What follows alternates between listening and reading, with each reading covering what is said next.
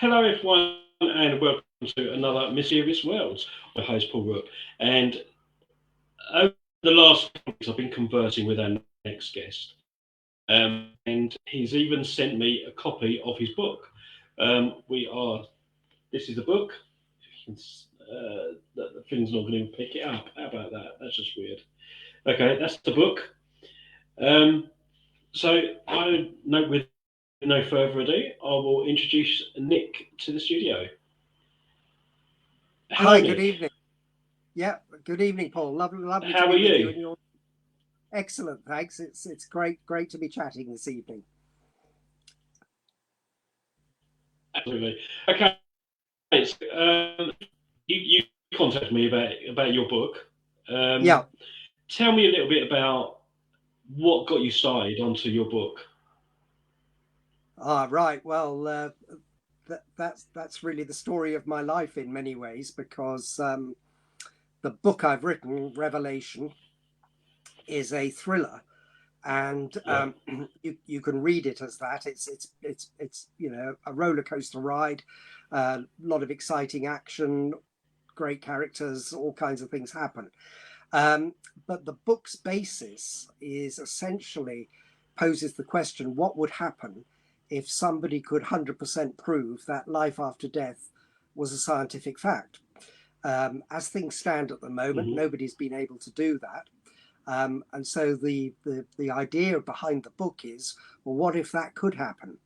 And without getting too much away about the book, that is indeed what does happen in the book. Two people, two scientists working for the CIA on a covert mission, completely by accident, prove that life after death is a 100% scientific fact, and take it to their bosses thinking, they'll get all the plaudits and all the rest of it, only to find that there are those in power who see Revelation, that's the name of the device, as a threat to Yeah. their status quo, to their political and religious world order. And that unleashes an incredible sort of chase where there are people who want to shut it down and its inventors literally destroy them. And then it's a chase as to whether the people who've invented this device can get it into the public domain before they're terminated. All kinds of things happen. There's all sorts of twists and turns. Um, and hopefully people will find it very exciting. But underneath all that, of course, there's a lot more depth to it because it draws upon my lifetime of spiritual development, philosophical development, uh, learning more and more about the world's religions, science, etc. Hmm. So it draws upon all that to present something which is not science fiction.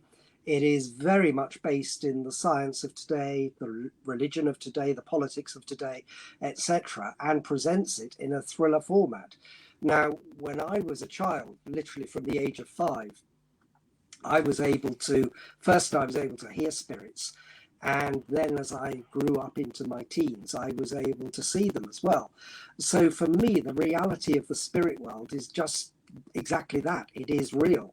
I couldn't get away with it. It Hmm. was away from it. It wasn't something I naturally chose to pursue. In fact, far from it. When I first came upon spirits, it frightened me, quite profoundly, because it was so outside of my ordinary experience. But nevertheless, that set in chain a whole motion of questioning within me of what is this life really all about? What is there round and about us? There's more to these dimensions than certainly the what we're given as the status quo. And so I wanted to learn more about that because as I grew up, whilst I was getting all these spiritual experiences, I wanted to put them under scrutiny. So I got Yeah. a degree in philosophy, which is one of the most exacting forensic skeptical sort of ways of thinking there possibly is. And I did that deliberately because I never accept things at face value. I want to question them, find out my own truth. I started taking an Yeah. interest in the world's religions, in the scientific developments of the day, keeping abreast of everything that's happening, for example, in energy work, learning more about what really is out and about there in the universe. And so I bring all that, wrap it all up into this thriller format. But actually, the book Revelation, it really does sum up my life in many ways, the knowledge of my life, of all that sort of spiritual, philosophical, religious, scientific learning. And I've put it into a book in thriller format so that it would entertain people. It's not a heavy read at all. Yeah. It's very light, very fast.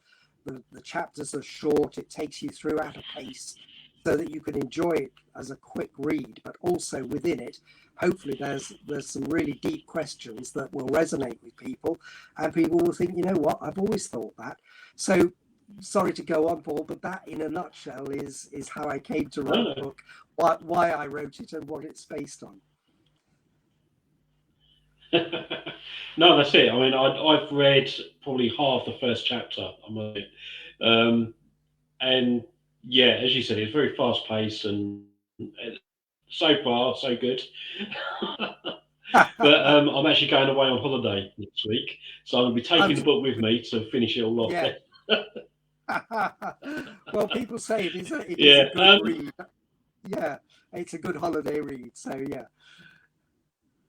Absolutely, yeah, that's brilliant. So thank you though for sending me a copy of it.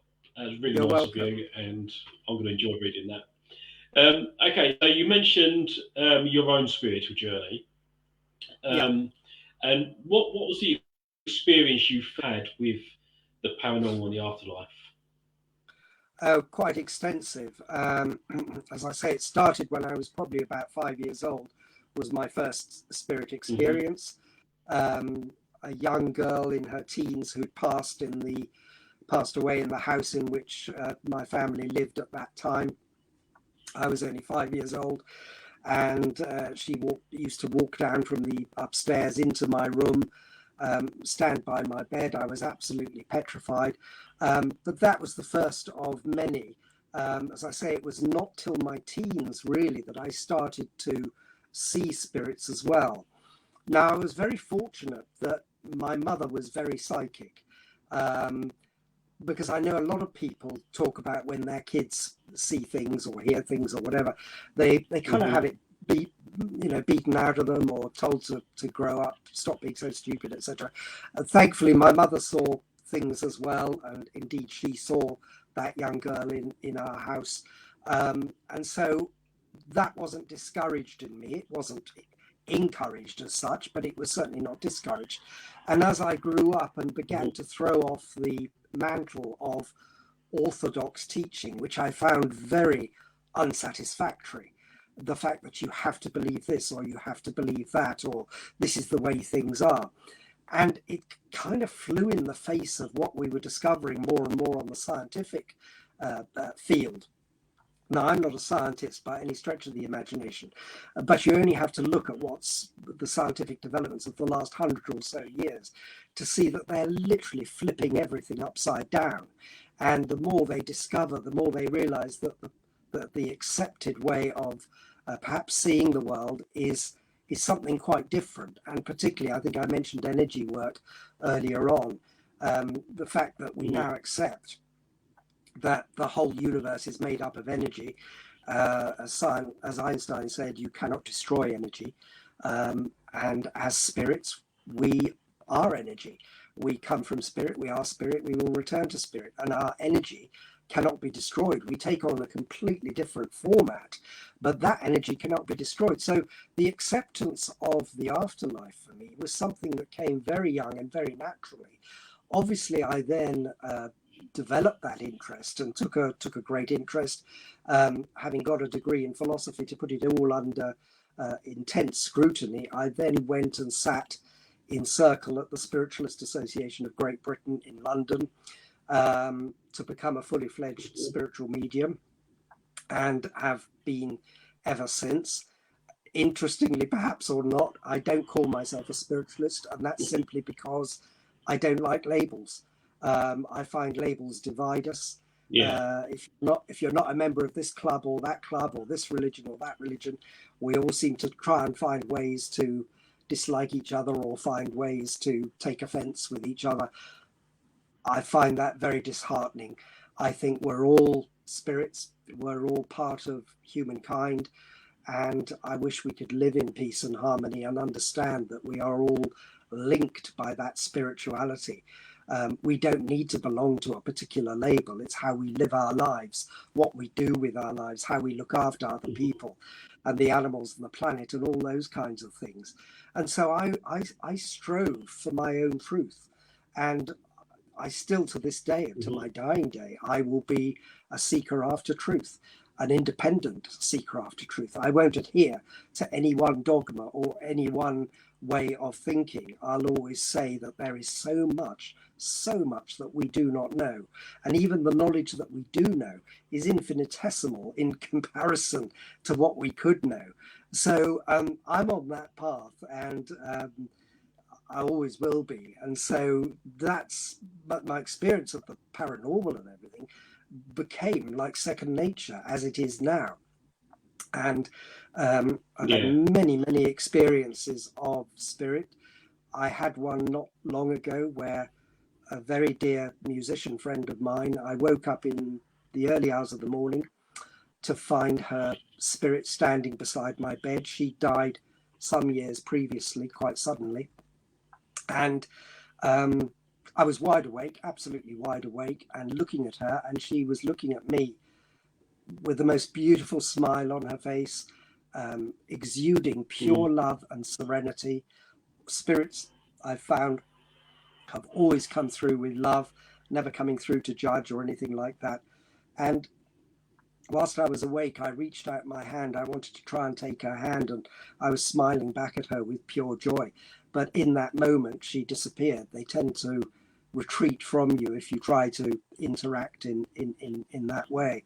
But it was one of the most beautiful, uplifting moments of my life.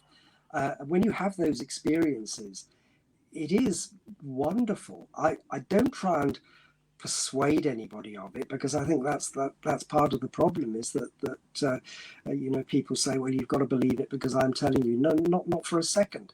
I think you have to find your own truth. I think you have to experience it for yourself. And I often say to people, it is frustrating. Unless you have those experiences for yourself, you're probably going to be skeptical, and quite rightly so. You should be skeptical. I think skepticism is very, very healthy.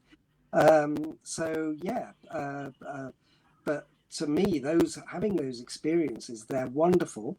They don't frighten me for a second. Now, having said that, there are unenlightened spirits. There are those on the other side, and darker energies. I won't call them evil, but certainly darker energies. And you have to protect yourself from those, and there are ways of doing that. And that's why if people just drift into these things, I won't say it can be dangerous, but you can attract all kinds of darkness to yourself, which can in itself cause mischief. So it's a huge subject, absolutely huge subject. For me, it's just perfectly natural.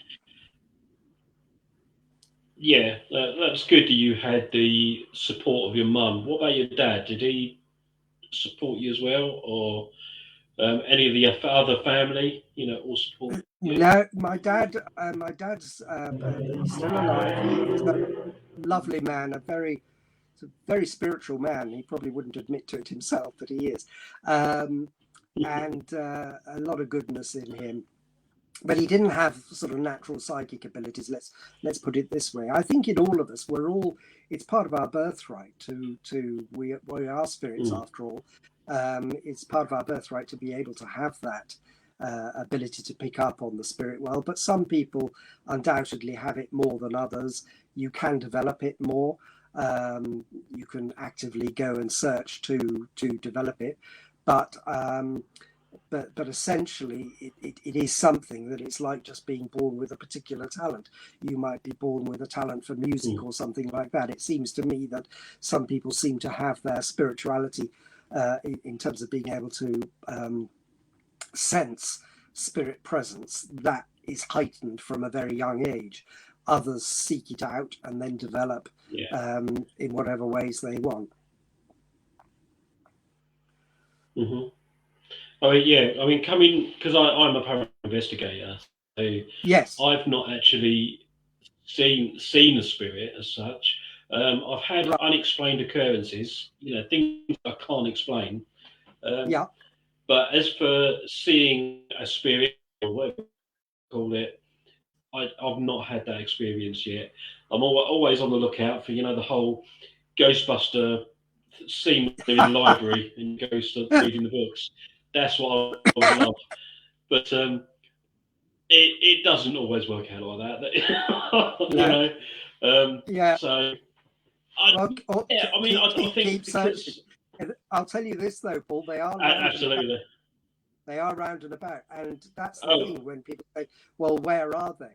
They are round and about. It's not like pointing up at the sky and saying they're up there in heaven or down there below in hell. That doesn't exist. Those are pure human fabrications. Up there is space, down there is the core of the earth.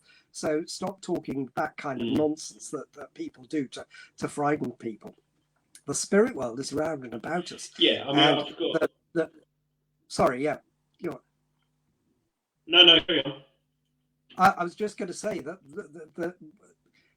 the millions of people who've had near-death experiences have always explained it like that. They've said it's like stepping into another room. It's that natural. Or getting onto another train. I heard somebody talking about it in those terms just this week, somebody who'd had a near-death experience who I happened to interact with just during this week. It's kind of natural, but they're round and about us, and there are many different levels to the spirit existence in terms of the different dimensions that they exist upon. So they are there. It's a question of you want to sort of search out, because the problem is, if you're going to search, and a lot of people do go searching in haunted houses and the like, you may well come across what I call less enlightened spiritual beings. There's a haunted house near me, meant to be one of the most haunted places in the whole in the whole world, indeed. And it is a very, very spooky place, even at the best of times, and I've been there. And there are many spirits who have been seen there, but almost all of them are in the sort of unenlightened area, I would say. Whereas if you're just naturally opening yourself up to spirit influence, and you learn how to protect yourself, you meditate, you develop in the right way, you can protect yourself and just let the beings of light in. And when you do that, it is the most wonderful thing, because those on the other side really do want to communicate with you. They want to send you their love. The love link is never broken. They always come with love and understanding. They always come with healing. They never come to judge or wag their finger. What can possibly be wrong with that? And over the centuries, we've built up this appalling fear and sort of distrust of things which are just so natural to our birthright. And all the ancient cultures perfectly understood that and lived much closer to spirit. They lived much more natural lives. And they, today, one of the reasons spirit communication is so difficult today is because the earth is such a dense place in terms of the vibration. It's actually increasingly harder to communicate with spirits. For them, they have to lower their vibration, their vibrational frequency, to communicate with us, and conversely we have to heighten ours, which you do through meditation and developing as a medium. And these are sort of some of the subjects which are likely explored in my book Revelation. As I say, there are deeper things in the book than just reading it as a thriller, which I hope people will find very interesting, because these are big subjects that you get into and suddenly realize that actually a lot of this is very, very natural, and nothing to be frightened of if you approach it in the right way. You do need to ask for protection. You do need to respect spirit, but They are there. They do want to communicate. There's nothing wrong with it. You're not dabbling with the occult. You're not doing anything evil or anything like that. It's just that it isn't as easy as people might want it to be, because we've lost so much of that natural spirituality and that closeness to living closer to spirit. We've got questions in the chat room. Yeah. One of the questions, I'm going to put it up. It should come up there. So Kelly Elliott said, the last 2 years I've been having weird things happen to me in my house. I can hear spirit, but I can't see them. Why is that? Well, that's exactly what happened to me, Kelly, when I was a kid of 5 years old. It took me into my teens before I could actually see them. It may be that there could be a variety of reasons for that. Some spirits may not want to show themselves immediately to you. They may think they're going to frighten you or whatever, disturb you. They wouldn't want to do that. They never want to do that. But if the time is right, don't rush. Spirit have no concept of time whatsoever. They're hopeless when it comes to time. Don't expect it to happen overnight, but if they want to show themselves to you and you feel receptive to it, then they will. And what I would say to you is, don't think you're going mad. Just talk out loud to them and say, I'm perfectly happy for you to show yourself to me. If you've been hearing them and you feel you know who they are, if they're relatives or whoever who may have passed on, or people who you feel comfortable with knowing that they are in your house, then just say to them, I'm perfectly happy for you to show yourself to me, and keep saying that. And if they show themselves to you at a time you don't want them to, you can ask them, do you mind if you just leave me alone at this moment? And they will leave you alone. It's incredible how that respect that spirit have for us is extraordinary. They are so much more advanced from us on the other side. So I would say I'm delighted to hear the experiences you're having, Kelly. That's lovely. I think that must be very comforting for you and very exciting. So continue to let it happen. I would say let them know you're aware of it, and let them know you're comfortable with them showing themselves to you. And I'm fully confident that they will when they feel you're ready. Absolutely. Even from a paranormal investigator's point of view, we do get a lot of people coming to us and saying, like, I've seen or hear things in my house, and it is a scary, it can be quite scary to start off with. And one of the things we would say to someone is, if you are scared, why don't you just tell them? Just sit there and say, you're scaring me, and you although then a little bit. Exactly. If you tell them you're scared, they'll probably back off you, which may not be what you want if you want to see them. But they are very, very respectful. Well, no, if you want to see them. Yeah, exactly. But yeah, as I said, then welcome them in. But they absolutely spirit want to communicate. Spirit want to help, and the guides and helpers. There's this awful thing that's grown up as well over the centuries, that life is meant to be horrendous. We're all born in sin and all this, that, and the other. I mean, how did we fabricate this kind of nonsense? How can you say that to a poor, starving African child? How can you say, well, you're born in sin, you're somehow a sinner, and all the rest of it? We're all God's children, or whatever you want to conceive of as God. We are all spirits in this material world. Whilst we're here, we all have a life to lead. It's not going to be a bed of roses. We know that. But I believe if you have a spiritual perspective to it, it kind of makes sense of it, because you're not expecting it all to be a bed of roses or to be easygoing just because you happen to believe in this or believe in that or whatever. You are going to be tested. That's what life is about. There are going to be ups and Hmm. downs. We're all going to lose loved ones at some time. We're all going to have the most incredible difficulties. Some of us will have life-threatening illnesses or go bankrupt or whatever. Other people will win the lottery. That's life. That is simply life. It isn't fair if you look at it from a kind of, human perspective, but in terms of a spiritual perspective, you then begin to understand it and you say, it's fair for me at this moment. What I'm going through, whatever it is right for me. And I am going through it. I will face it. I will come out of it. My spirit will grow with what I'm experiencing. And I will take that back with me into the spirit world with the infinite progression of life that I'm on. But those Hmm. people who are saying, they would like to have spirit experiences, I would just say, retreat into the stillness, go into quiet. You can learn to meditate if you want, that's up to you. It does help if you can, because that certainly opens yourself up. Always ask for protection. Ask for the beings of light to be around you, and just put your thoughts out, put loving thoughts out, and say, I'm happy for you to make yourself known to me. And then it takes time.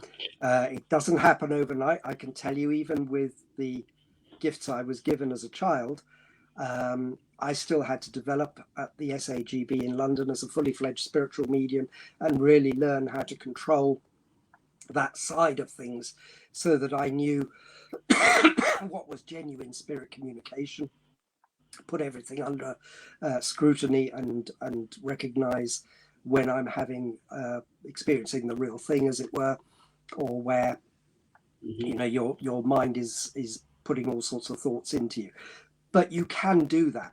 You can train yourself so that actually you become far more in control of it.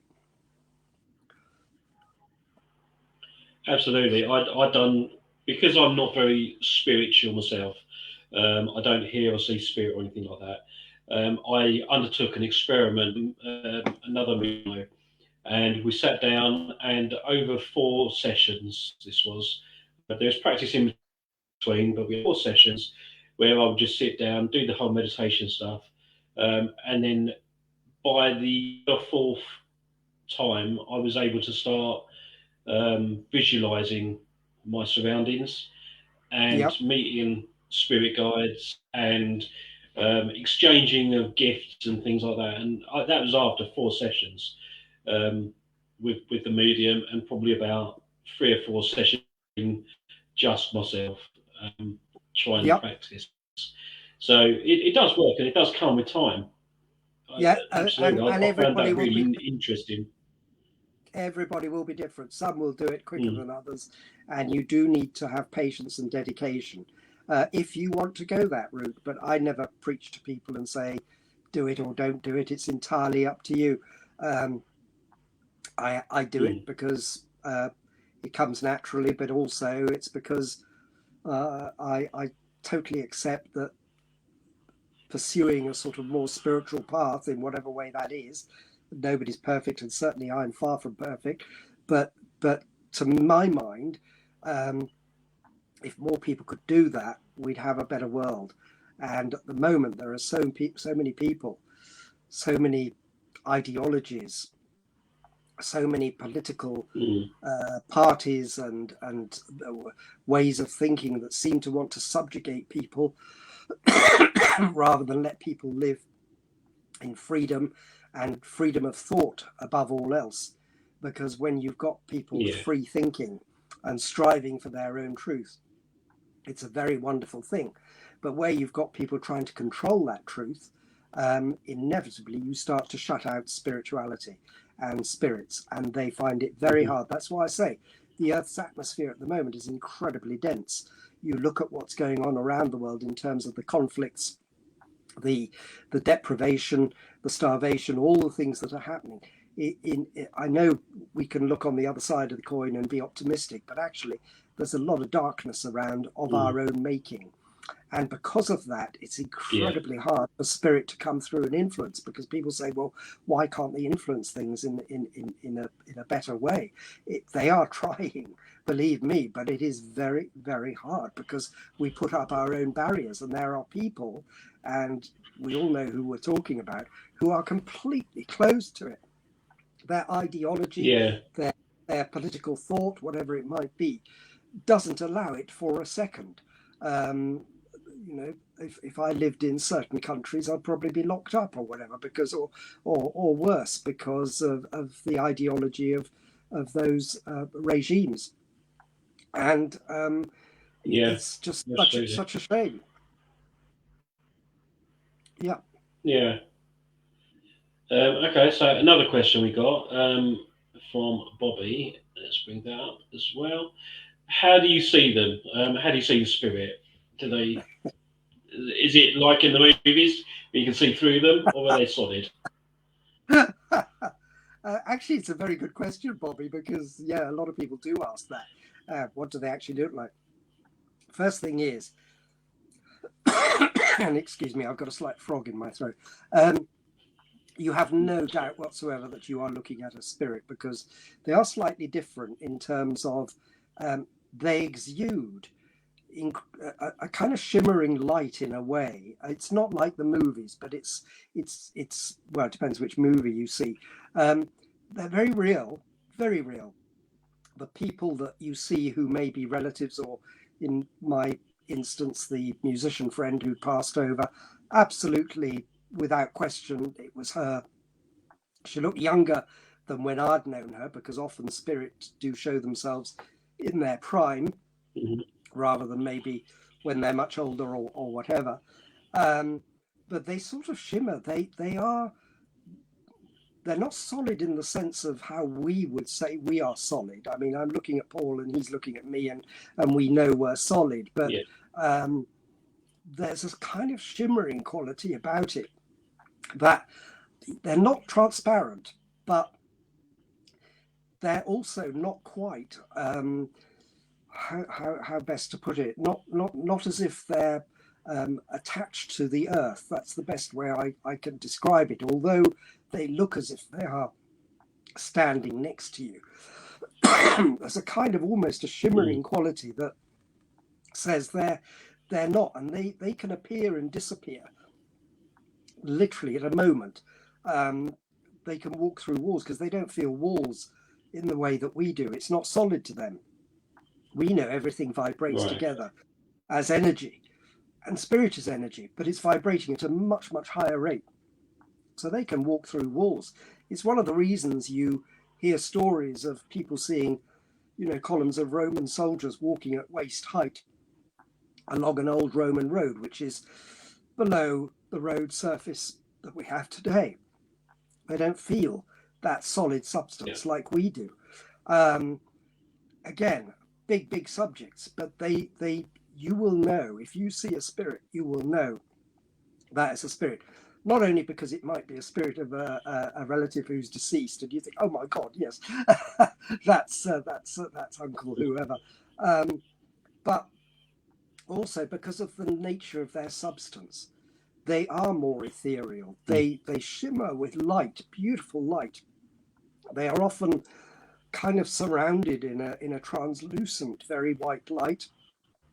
They exude pure love and serenity, and that exudes of its own a kind of light with it as well. And Yeah. yeah, they're beautiful, beautiful. By the Yeah. way, I mean, one question that I always get myself. Sorry. yeah, go on, Paul. Yeah, one question I tend to get quite a lot as an investigator is why are there no dinosaur ghosts? Um, Well, I've got my own theory on that one. What there, do you think? there may well have been at some point, but not now. The whole area of animal spirits is a very big one in itself. Excuse me, Yeah. I've got a slight cough. the animals can exist in the spirit world and do exist in the spirit world. And if there is a love link to a special pet, people who have dogs and cats, for example, that spirit will live on. Mm-hmm. And that spirit will live on for as long as that owner is linked to them, not just in this life, but when the owner passes over as well, they can be reunited with particular pets that they have loved. But on the other hand, there are many species of animal which are not that developed. For example, let's just take insects, ants and the like. No, they don't all individually have a spirit presence. You cannot destroy the energy, but they tend to, on the other side, once they are dead, they will just be part of a big group of animal energy, as it were, so not individual. Now, dinosaurs, for example, which lived, I don't know, you could educate me, Paul, on how many years ago they lived, but it's a long, long time ago. I'd guess 65 million years. That's what it says on the movie anyway. So we'll go with that. Too long ago to have any links to modern day humankind, and certainly not in any kind of love link. Always remembering that a lot of the spirit energy links to us through that love link. So there was nothing like that. I would imagine, and I'm not in possession of knowledge about this, but the best I know about these things is that at that time when they passed over, there would be some kind of presence, spiritual presence of the dinosaurs at that time, but so long ago and so divorced from modern existence that no, you wouldn't expect to find dinosaur spirits around the place. Not to say it couldn't happen, but I'd be highly, highly surprised. Whereas animals who have been pets, or animals who have been interacted with humankind in a much more recent way, and who have individual spirit, yes, they will exist on the other side. Animals which are like insects and things, no, they will be part of a group energy. But as I say, energy cannot be destroyed, so all of that energy will exist in some shape or form. It just won't be recognizable as dinosaur, ant, whatever it might be. But your favorite dog and cat, yes. Definitely. Good answer. We've got another question from Kelly. She said that a couple of nights ago she heard some whispering and she felt someone touch her head. What do you think that could be? That could well be a spirit trying to make themselves known to her. They often do that. They'll often touch you very gently. It's almost like being touched by a feather, and often around the head or around the hands. If your hands, when you go to bed at night and they're resting outside the covers, that happens a lot. I have it quite a lot myself. And whispering, yes, you will hear that. You'll hear your name called, perhaps. It's quite strange. I sometimes call out. I'll shout out to people in the house. Yes, what do you want? And they say, we haven't called you. We haven't said anything. And then I realise I'm being spoken to by somebody on the other side. No, they do. They will try and make themselves known to you. I think if you could be relaxed about it, sounds to me, Kelly, as if you're not frightened by it at all, which is wonderful, because in that state, you'll be able to welcome them in and accept them and say, I'm happy for you to communicate with me. And you'll find that they will do it more and more. They will take it gently, but they'll make themselves known to you. And I think it's absolutely wonderful that you're having those experiences. It is, absolutely. And just you can take a bit of comfort in it as well. It's always good. Yeah, absolutely. I think there's nothing more uplifting than knowing that there is more to this life than meets the eye. And I guess that's why, going back to writing my book Revelation, that's what I wanted to leave people with, that, and I'm not going to give it away, but the book does have a beautifully life-affirming conclusion, which I hope people who've read it say it fills them with hope and love and really lifts them up. And that's what I want it to do, because apart from making people think, because it's very thought-provoking as well, even if you read it just as a thriller. At the end of the book, I want people to think, wow, yeah, just think, what if life after death could be proved scientifically as an absolute fact? What would the implications of that be for our lives? Now, for me, because I know it to be a fact, I'm very fortunate, I suppose, or privileged to have that in my life. It's wonderful. It makes you put everything into perspective and understand this life better, recognize what's going on around the world and how it fits into the spiritual perspective, how we've lost a lot of that spirituality that a lot of the ancient cultures had quite naturally, still do, all around the world. I think it's the most wonderful thing. Another question from Bobby, although it's more of a clarification of his last question. He said, "What I guess I'm asking is, how do you witness spirits? Are they actually standing there physically in front of you, or is it through your mind's eye or a projection that they give you?" Right. Good question, Bobby. No, absolutely. To clarify, they are standing there right in front of you. They are in the same room. They are standing. You can say, if I took you up to the room where I saw my musician friend, for example, I could point to you exactly where she was standing. She was standing there as if she was a live human being in that space, but she wasn't in that space because, of course, space and time don't exist in that sense to spirit. But she was there. You see them in the same space as you're existing, even though they're existing in a very different way. So yes, you see them, you can say they're over there, or they're sitting in that chair, or they're standing right there. Absolutely, it's as real as that. It's not in your mind's eye whatsoever. That's completely something completely different, and nothing to do with seeing spirits. That might be imagination or whatever it might be. No, when you see a real spirit, you know you're seeing a real spirit, believe me. Okay. Yeah, he added to that as well. He said, "My son came back to me soon after he passed in a car accident. Didn't see him, but he spoke to me. He actually had to get my attention because driving it took him back."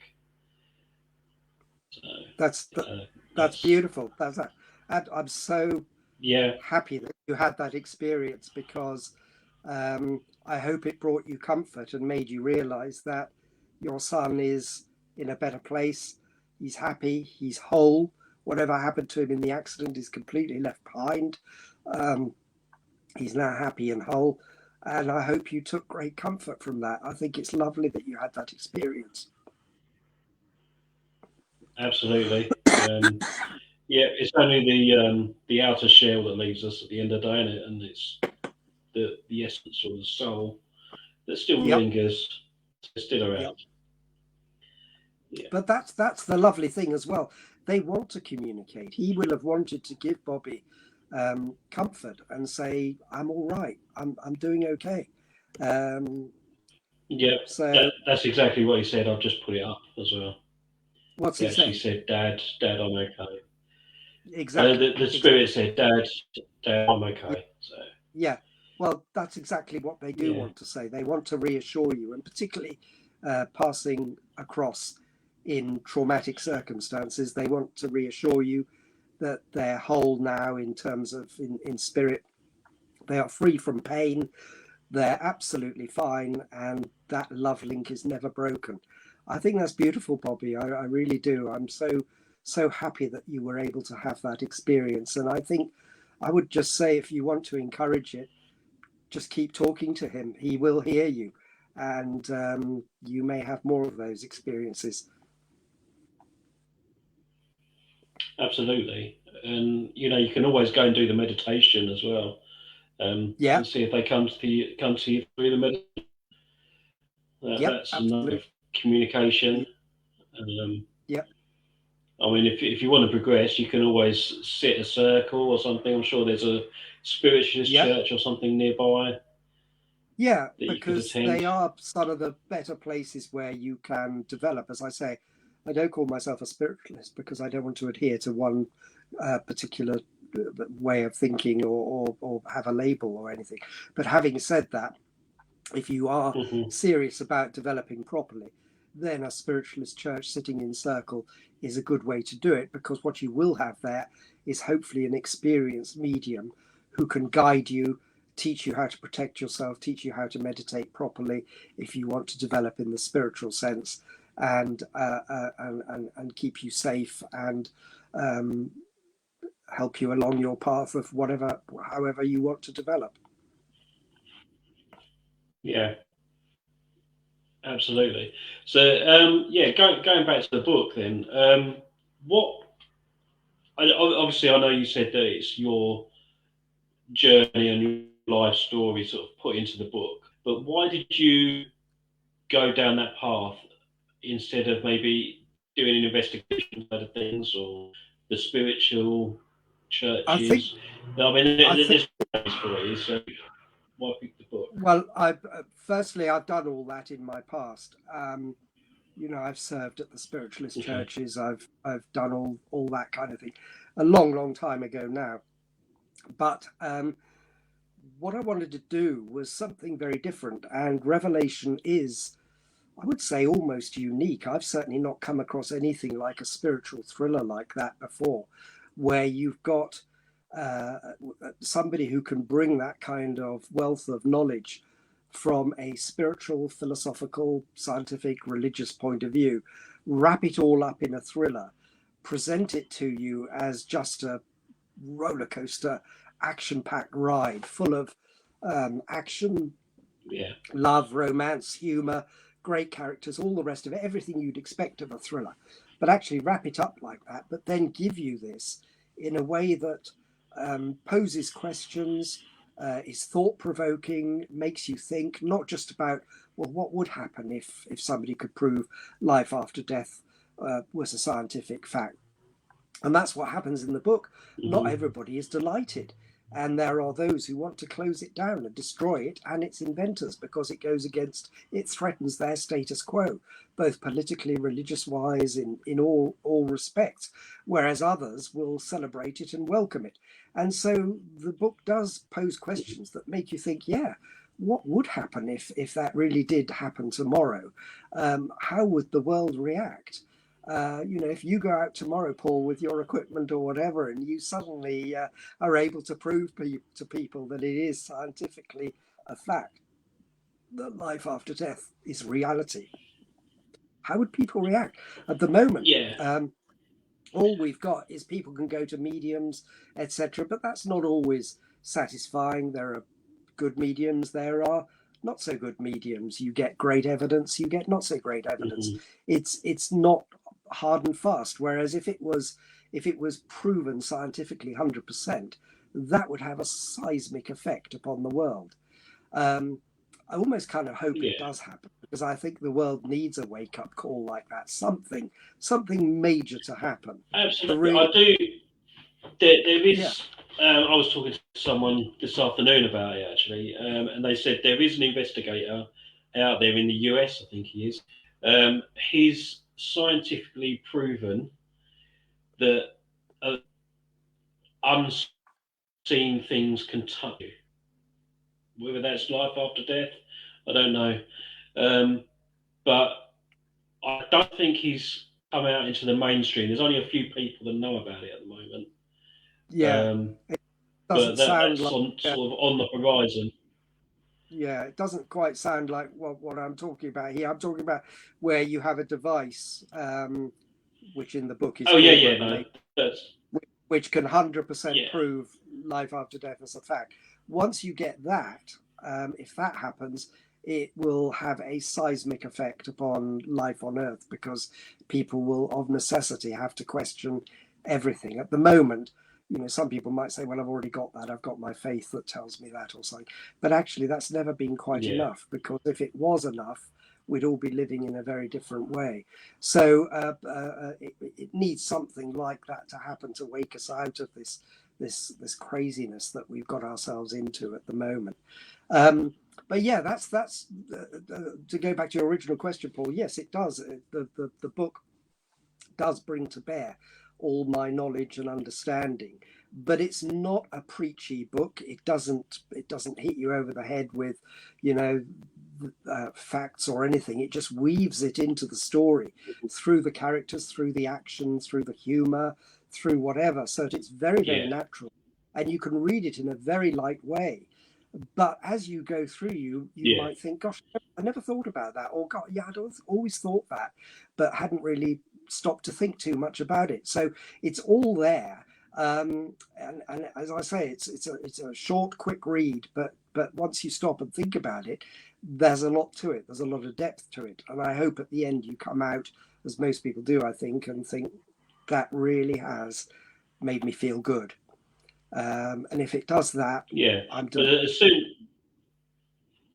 absolutely, as soon as I've finished it, when I get back from my holiday, I'll give you a review on the page. Oh, please. Yeah, thanks. Yeah. I'd love to hear what you Yeah, think. Yeah. no worries. We've got one more question from Kelly. I'll just put that Yep. up. Um, She says, I go to my aunt's house and I have things happen to me there as well. I think it could be my cousin, but late at night when I'm on my own, I can hear banging and crashing in one of the rooms. Um, I, I heard the top step go by itself, and it's just weird. And she's seen a dark black shadow across the stairs moving, and it gets freezing cold in there when Uh-huh. I sleep. What could that be? Would that Well, you're um, black shadow be a negative energy? no, not negative, but Kelly, you're clearly quite um, sentient to spirit, because you're getting all these experiences.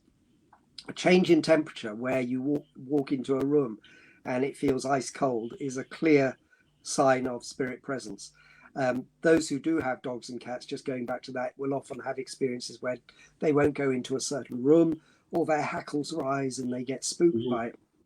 They're picking up on spirit existence, spirit being in a particular room, and they can do that. And animals have far great heightened senses than our own. We know that.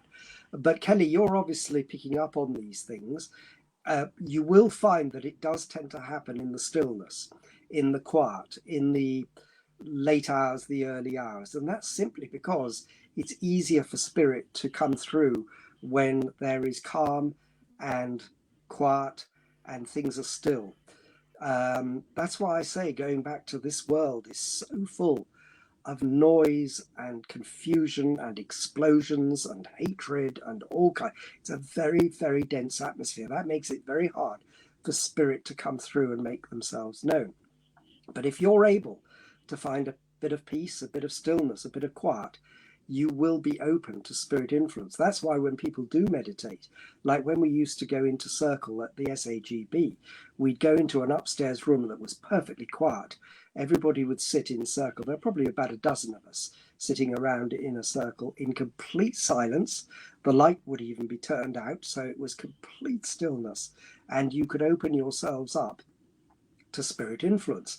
You're finding that you're going around to was it your auntie's house, I think you said, where it's still and it's Yeah, quiet, and in those late hours or early hours, you are going to be able, because you are sentient to it, to be able to pick up on anything that's there or anyone that's there. Again, I say just ask for protection. Just ask for the beings of light to be around you. You have nothing to fear. You won't be harmed or anything like that. Quite the opposite. Sounds to me like there are people who want to make themselves known to you and come through with love and maybe in time even some messages. So who knows? So fantastic for you, Kelly. I hope that progresses. I hope you find comfort in it, and I'd be love to hear through Paul, perhaps, or someone, how that progresses for you, because clearly you've got something going on there, which is trying to nurture that spiritual sentience within yourself, which is trying to allow more communication to take place. Yeah, Kelly, if you drop me a message, I can always forward anything on to Nick, Yeah, or even get you two in touch. If that's what you want to do. yeah, So yeah, yeah, perfectly. that'd be good. Yeah. We've 4 minutes, 5 minutes to the show ends now. So where can people find your book? Where can I get it from? It's available from all major online bookstores. So obviously Amazon, Kindle, you could get it instantly if you've got a Kindle. I think it's on Okay. various kind of electronic media. You could also go into any bookshop, any major bookstore, and order it. You just ask for Revelation by Nick Pease, or direct from the publishers Cranthorpe Milner. They have a website, cranthorpemilner.com. You can order it from anywhere around the world, and they'll rush you a copy. I'm often surprised. I had somebody contact me from America who ordered the book and literally had it, I think, the next day. So it is pretty quick in Well, this day and age. But Amazon will always get it to you the next day anyway if you're on their Prime agreement or whatever, or Kindle or whatever. So it's available pretty much everywhere, certainly online, and otherwise you may need to order it. But those of you who do get round to reading it, I really hope you enjoy it. I really hope you find something in it that gives you comfort and some kind of hope, and makes you think perhaps about what's out there in this world. That it's not all what meets the eye. There is a lot more to it, and once you accept that, I think it makes this life so much more wonderful and so much more meaningful. yeah, okay. Kelly Elliott also said, do you have a Facebook page, and um, do you have a link? Well, I can sort that out later. If that's I'm okay. on Instagram. Instagram is probably the best place to find me. Peas underline Nick, and you'll find me there. And I post things every now and then. And um, yeah, that's probably the best way to link to me. And I'll always come back to you. Okay, I can send you the link as well, Kelly. Not a problem. I'll do that for you. Okay, so with 3 minutes, to go, I think that's going to be pretty much it for today. Yeah. Thank you, Nick, for joining us on the show. Been an Well, it's absolute been an pleasure, absolute and pleasure. I'll definitely, Yeah. I'll definitely have to have No, you come back and talk about more of your spiritual work. That would be brilliant. well, I'm very happy to share whatever I can with people. As I say, I don't do it from a point of view of trying to make people believe one thing or another. It's purely from a lifetime's experience of searching for truth and having that kind of Yeah. spiritual philosophical knowledge. And I'm happy to do that. But it's been an absolute pleasure to talk to you this evening. Thank you so much. Okay, no problem. Thank you, everyone that's been in the chat room, Kelly and Bobby, and everyone else that didn't say anything. Absolute pleasure having you here anyway. So I think that's it. So until next week, goodbye, everybody. Goodbye.